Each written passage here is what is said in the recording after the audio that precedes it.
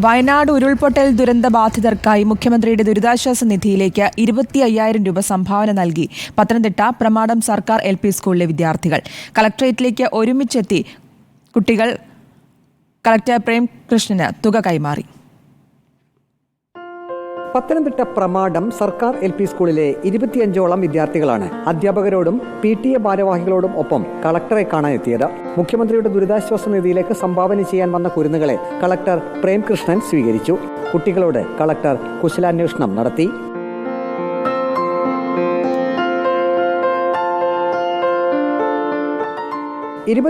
രൂപ കുട്ടികൾ മുഖ്യമന്ത്രിയുടെ ദുരിതാശ്വാസ നിധിയിലേക്ക് കൈമാറി. കളക്ടർമാമനെ എന്ത് പറഞ്ഞു? കളക്ടർമാമന്റെ അടുത്ത് എന്താ പറഞ്ഞേ? എന്താ കൊടുത്തേ?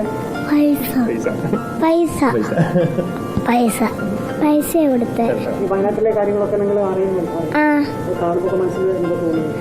വിഷമങ്ങൾ തോന്നിയിട്ടുണ്ട്. വിഷമവും സങ്കടം എല്ലാം തോന്നുന്നു.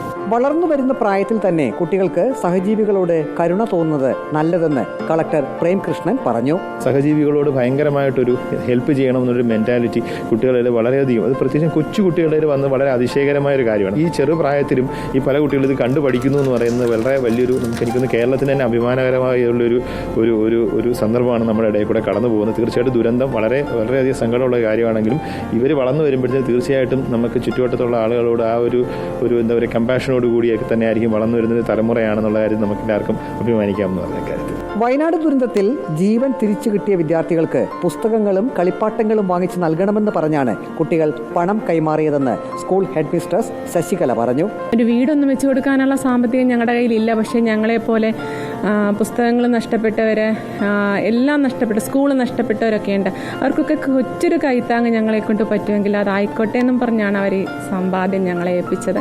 അവരുടെ മിക്കവാറും ഉള്ളവരെല്ലാം കുടുക്കയായിട്ട് വന്നത്. കുടുക്കയിലെ പണം തന്നെ ഇത്. മുഖ്യമന്ത്രിയുടെ ദുരിതാശ്വാസ നിധിയിലേക്ക് തുക സംഭാവന ചെയ്തതിന് നന്ദി പറഞ്ഞാണ് കളക്ടർ പ്രേംകൃഷ്ണൻ കുട്ടികളെ യാത്രയാക്കിയത്.